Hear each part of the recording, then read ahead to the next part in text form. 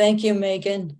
And thank you, FIDO Alliance and Marcio Mello, for this opportunity. I'm Dale Laszig, a senior staff writer at the Greensheet, and I'm absolutely delighted to be back at Authenticate.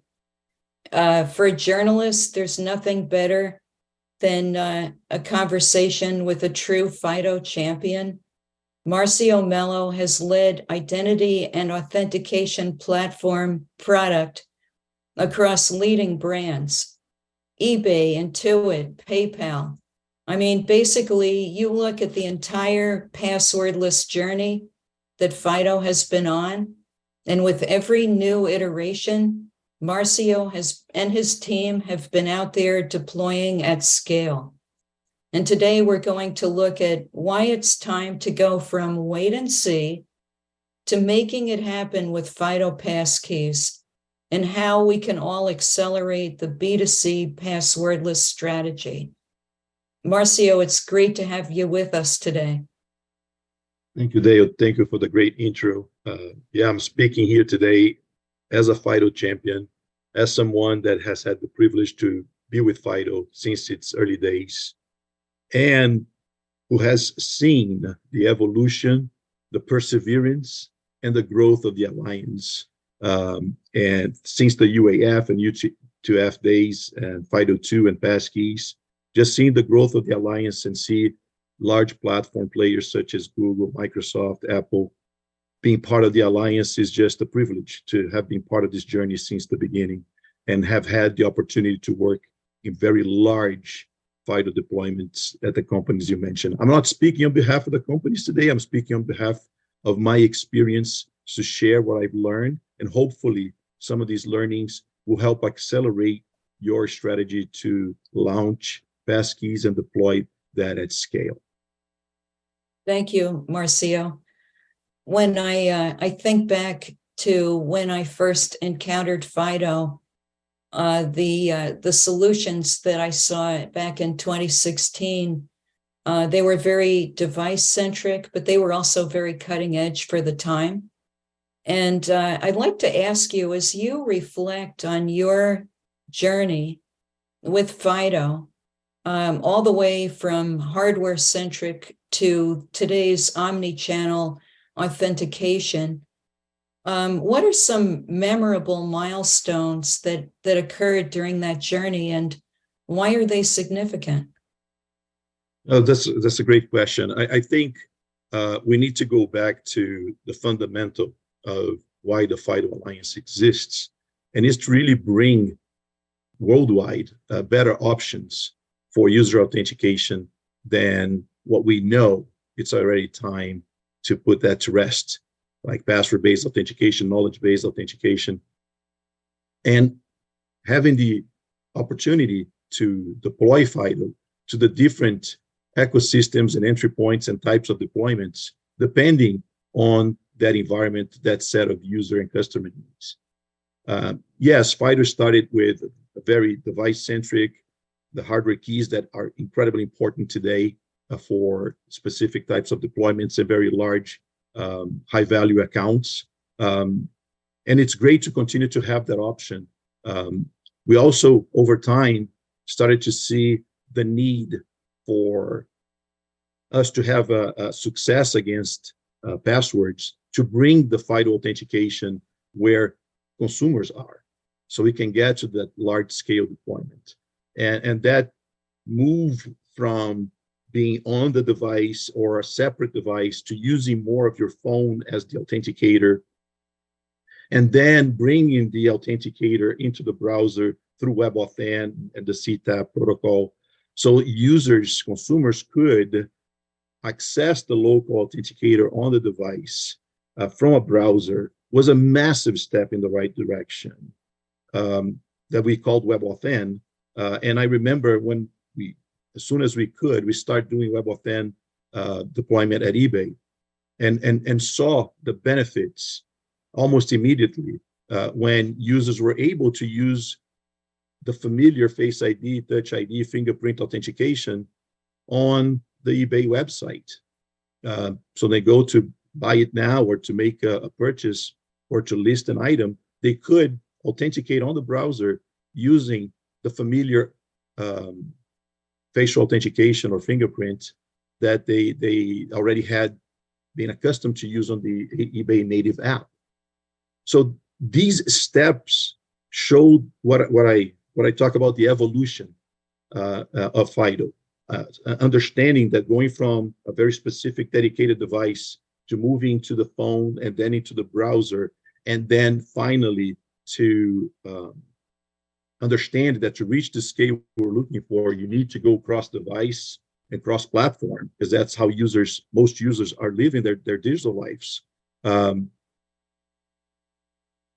Having Passkey now available is a massive step in the right direction, so that large consumer deployments can enable users to use the same key that they created for, in this case, for example, PayPal.com. They can use that same key on their iPhone, on their iPad, on their PC, on their Android tablet. That is a massive step in the right direction. So no, Passkeys is not a silver bullet, but it represents a significant step in the right direction from a cross-device, cross-platform standpoint. So yeah, it's been fantastic to see how the Alliance embraced the challenge, understood each step of the way that it needed to continue to push its limits and bring in the mega platforms so we can have a solution that allows consumers to use passkeys just like they would use passwords, but in a much more secure and convenient way. Yeah, I agree. I think that the FIDO Alliance has done an amazing job of pushing out this messaging to the big brands. And then when I think about the big brands, they have to push that down, and they're all dealing with extremely complex populations of consumers. And so I guess my question to you is, how would you advise an enterprise to frame their messaging around passkey to appeal to that broad and very complex and diverse population of customers?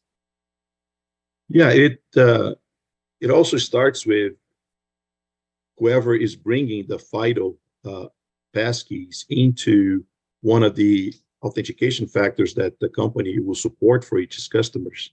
It starts with an internal alignment as well, and we'll talk about that later. But from a consumer standpoint, we need to remember that our common fight is a tough one. It's a very tough challenge to break bad habits. Consumers are almost in their DNA to expect to see and use a password. Yes, everybody's tired of them, but it's like smoking. You know, most smokers would like to stop, but they can't. They know it's bad, but you know, you need to have the motivation and a very low bar of ability to be able to drive habit change. There's a book by Nir Eyal, if you guys haven't seen, I recommend you reading, that talks about how to build habit-forming products. And it's fascinating that it's truly a psychological piece that's involved in changing behavior. That in our case, it's incredibly difficult behavior to change, to get users to go away from that warm, fuzzy blanket that is also very painful to hold. They're accustomed to. So you have to start with a lot of education, start with the benefits. It's like we talked before, a few years ago, most consumers would run away from a QR code they would see on a website or anywhere on a shopping mall, because most people didn't even know what that was. And it only took a few years, unfortunately due to the pandemic, for pretty much every single consumer to know what to do when they see a QR code on a restaurant sitting at the table. It takes that level of education and understanding for consumers to act just like a habit-forming product, that they don't think about it. They already know what to do. We have a Passkey logo. We have a Passkey brand. The more we put that out there, that we explain the benefits, explain why when you see the Passkey logo, you should embrace it and use it. It's good for you. It's better than passwords. And why is it better? Then you will drive the adoption that we have seen in the previous experience I've had in the companies I had the privilege to work for. It takes time. You have to create a message that is very low in terms of ability and understanding. They don't have to relearn something, or there's a huge effort to enroll and start using. You got to lower that bar and increase the motivation significantly, so consumers see this is a no-brainer. It's so much better than how I used to log in. But again, this will take a joint effort across your disciplines, from a marketing perspective, from an in-product perspective, from websites and landing pages. You have to embrace it and explain to your consumers that this is a good thing. This is the right step to keep their accounts safe, their identity safe, and it's better than passwords. I think that's a great point. And you also made another great point earlier when we were chatting, and that had to do with timing. Mm-hmm. You mentioned that, even though Passkey hasn't been broadly deployed, this is the time to get out there with the messaging, because, I think it would be a mistake to wait until Passkey's broadly available and just say, well, here it is. Yep. I mean, and you mentioned there are brands out there that have done that very successfully. What is your thought about early and frequent messaging before a major rollout? Yeah. Once again, you have multiple partner organizations inside these large companies. Most financial services have their marketing campaigns, their email communication that go regularly out to your customers, landing pages. There's so many assets that when you bring that all together in a very synergetic approach, you create that teaser about what's coming and why, as soon as we launch, you should enroll. Reward that enrollment, celebrate that enrollment. Remind your customers that the sooner they enroll with Passkeys, the better, the safer their accounts will be. And again, keeping in mind that they're not losing anything. You got to be very careful. Like I learned the hard way, that if you go too soon with hey, let's replace your password with Passkey, it actually can have a negative effect psychologically, that people may not be ready to replace something so common for them to use day in and day out. So careful even with the message that you put out there, because you need to make it clear that this is another option, that it's better for you, and you still have the other options if you need a password or OTP over SMS or a push to your application. Those factors will continue to be there.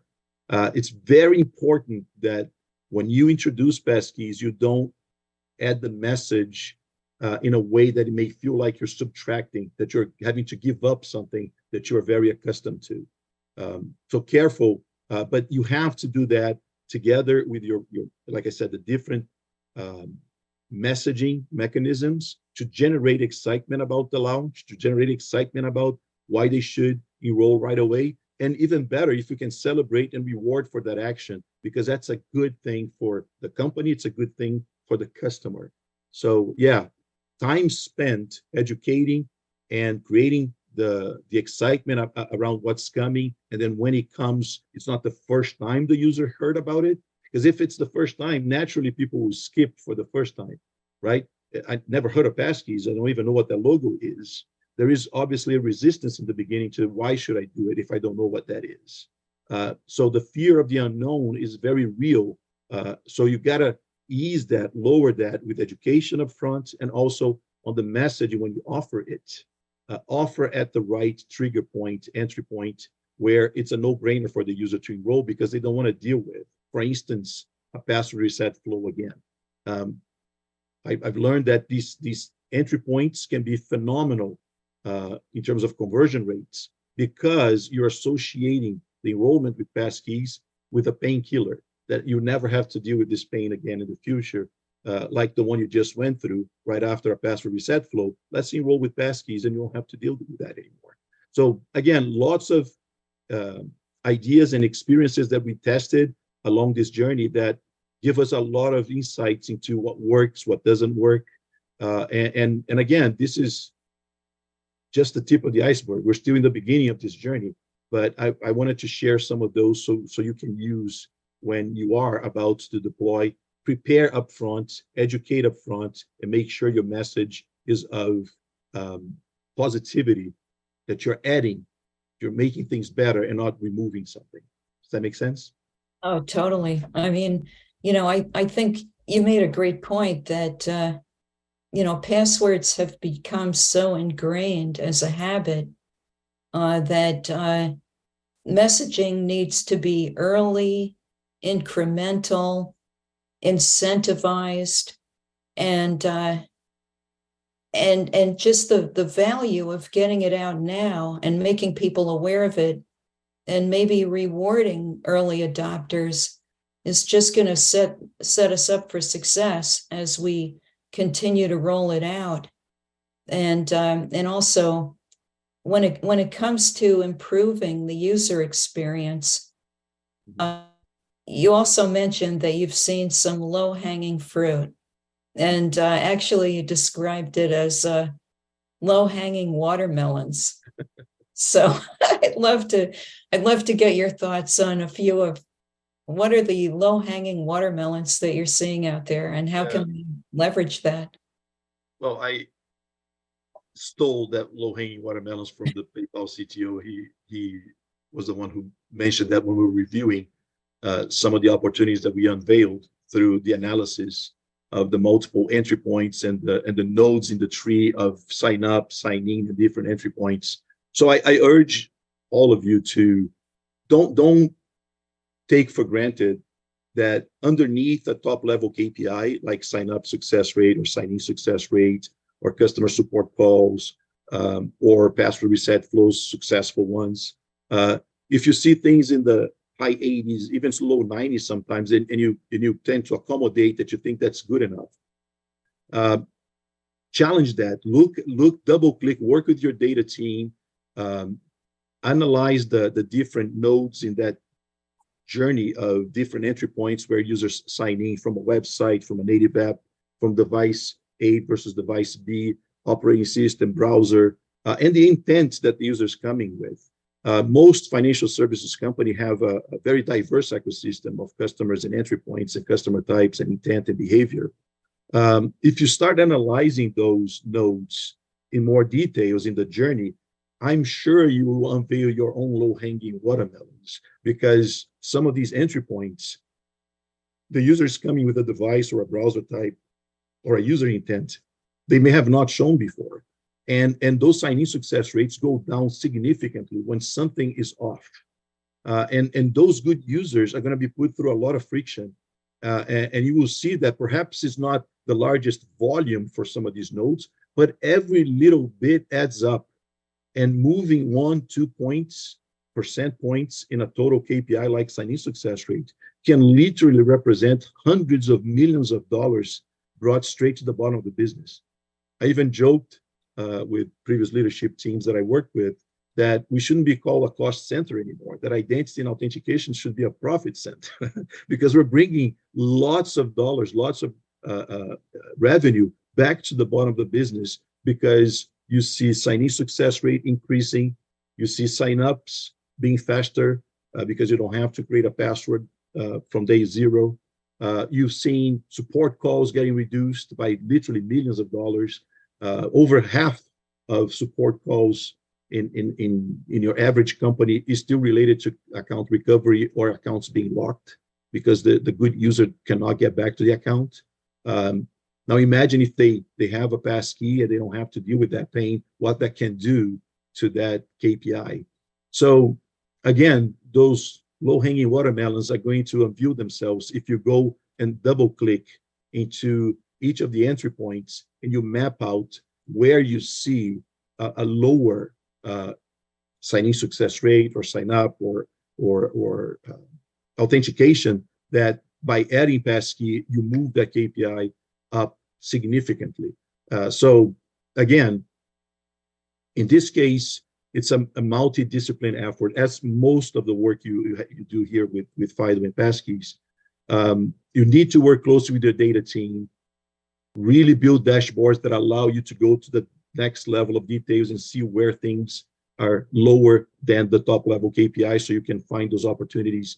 You have to work with your design team. The design team, at least for Passkeys, in my experience, was fundamental. Without a user-centric design and your design team being there from day zero and really embracing the journey and creating a delightful experience in multiple versions and variations of the triggers to enroll with Passkeys, we wouldn't have had the kind of success that we have had in the past. So yes, there are the low-hanging fruits, and yes, there are the key disciplines that you need to work with to make sure you have the right data and you have the right experience for that node, that entry point.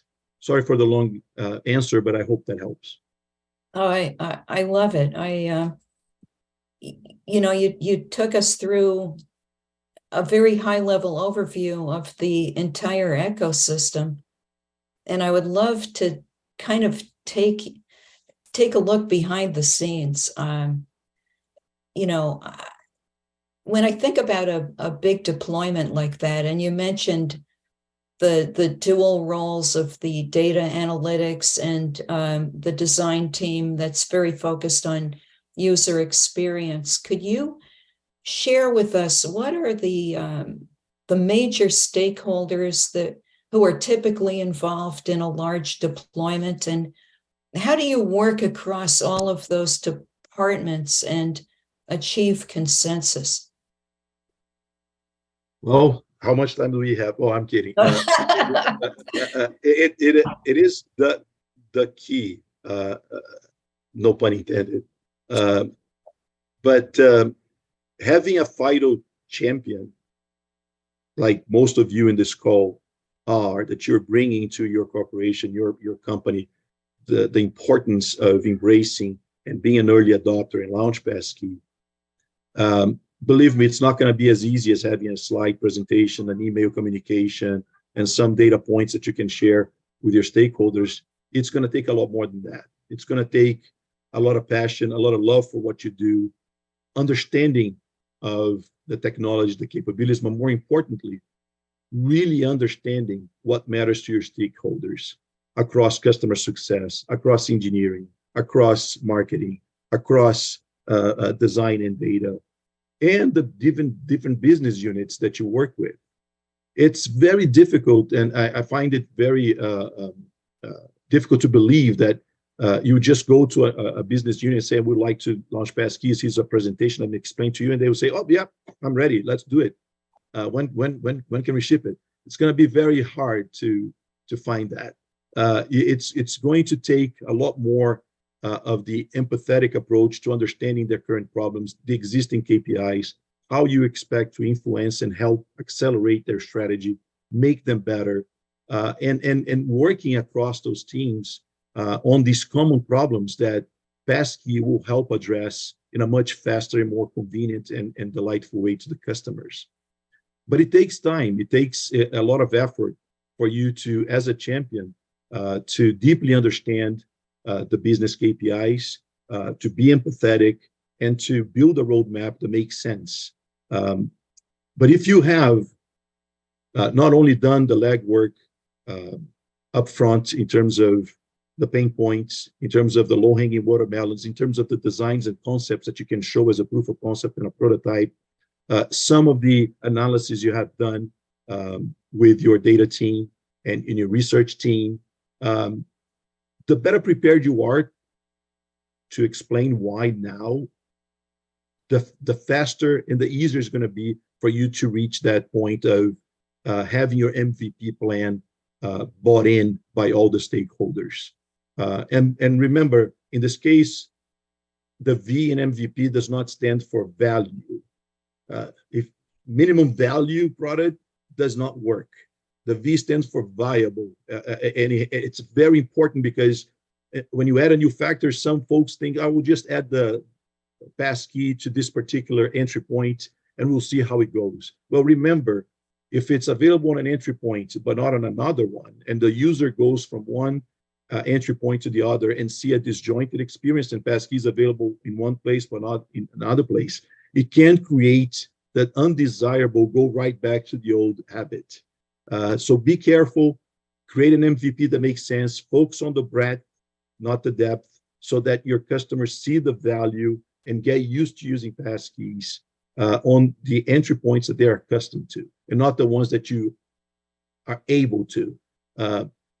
It's not easy, but implementing passkeys is not about putting one entry point to see how it goes. It's really about thinking it strategically, how we're going to add for a specific segment, a specific target persona, or a group of users, so that we make that experience end-to-end and not incomplete. Do not make passkey implementation incomplete, because the KPIs and the return that you're going to get will be negative, and that will make it very hard for you to expand from there.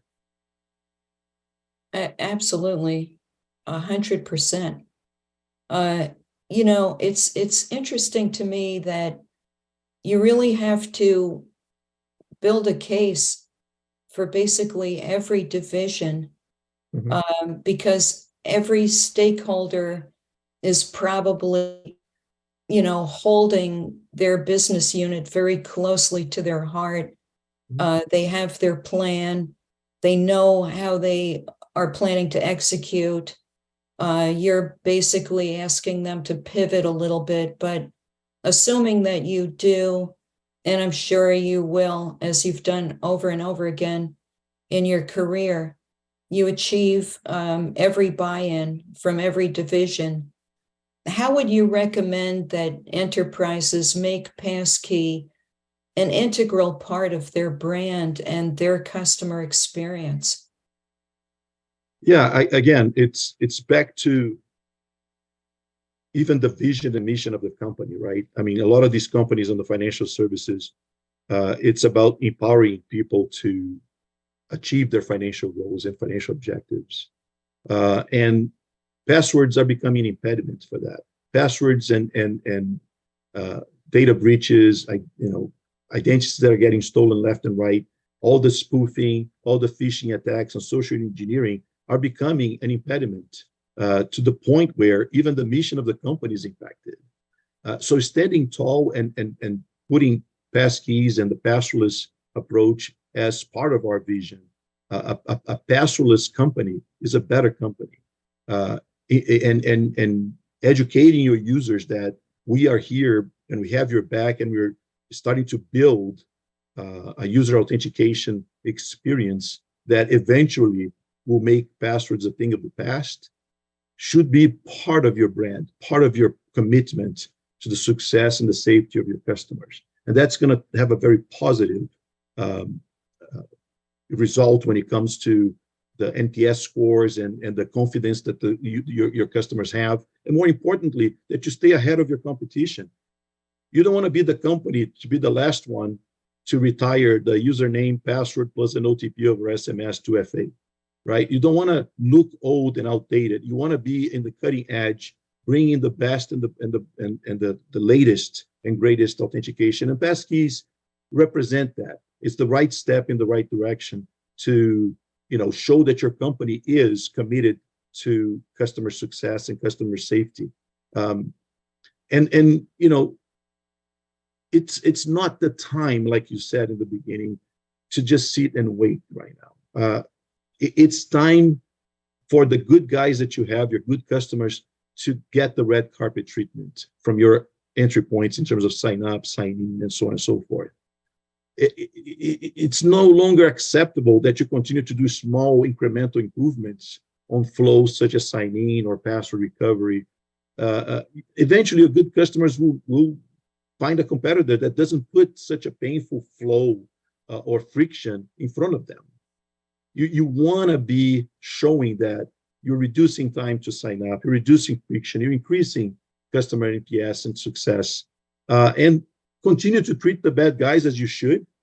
But keeping bad guys out does not equal add undesired friction to the good guys. Thank So you. that's the key message here. I just think it's a great summation. I have one final question, and you know, I just love that vision, and I know that we're going to get there because I've seen FIDO get there over and over again with every major initiative. But as you look ahead at the bigger ecosystem, when we achieve mass adoption, as I know we will, of Passkey, how will that help us? How will that help us all move forward? And what will it do in terms of facilitating just a more secure ecosystem and environment for all of us? That's a good question, because for me, it's that state of nirvana that I hope to see before my lifetime, at least, that we will be part of the group, these people that are here in this call, that will have made it happen, that made passwords a thing of the past, that passwords will be seen as, I don't know, a cassette player or a CD. New generations will not even understand that existed and why it existed in the first place. Can you imagine people could access my account just by knowing a random, characters sequence and numbers and special characters? Eventually, that's the nirvana state that we're all going to be reaching together, but it's going to take a long time. Let's be real. We're starting the journey, but now we have the right technology. But it's the experience that's going to make us the group that really made it happen. We need to create a consistent, congruent experience across all the ecosystems, embracing passkeys, using passkeys, and educating users about it, so we can get that eventually passwords will become optional and then replaced. Can you imagine what this is going to do to the ATOs that we see today? Can you imagine what that's going to do to the breaches reduction, consumer confidence, increase in more activity, more engagement, because customers feel more confidence that their data, their identity is safer? I see a bright future for all of us if we are on this together. But back to the same point I made before, you can't sit on the sidelines and let's see what happens. And then if others succeed, we'll go. The time now is for us to go together. Password as a first factor is unacceptable. There's a better way. Let's do it together. Let's make it happen. Let's make it happen. Thank you so much, Marcio. Thank you, Dale. Thank you for the FIDO Alliance once again. It's been a phenomenal journey, and I'll be with you guys for many more years to come until we win this battle. Megan? I think I could listen to Marcio talk about his deployment experiences all day. But thank you, Marcio. I look forward to having you join us soon for more of your experiences. But this has been really great. And thank you, Dale. Dale is always the best at talking through sometimes complicated things with our speakers, and is always one of our go-to moderators. So thank you so much, Dale. Thank you, Megan. It's been a pleasure. So we're just going to move into our next session. So we have Kurt Johnson coming in from Beyond Identity. So just give us one moment and we'll be back. We'll be back in less than 60 seconds. We'll see you back here in a moment.